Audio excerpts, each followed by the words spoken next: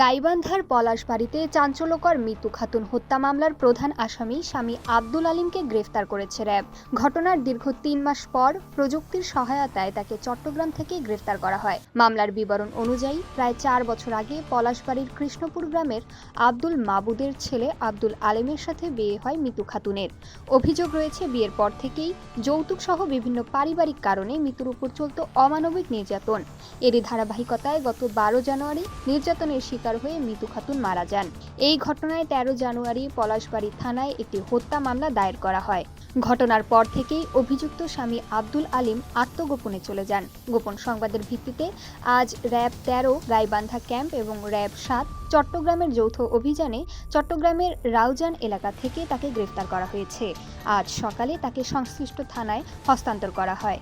মিতু হত্যার সঠিক বিচার এবং দোষীদের দৃষ্টান্তমূলক শাস্তির দাবি জানিয়েছে স্বজন ও এলাকাবাসী।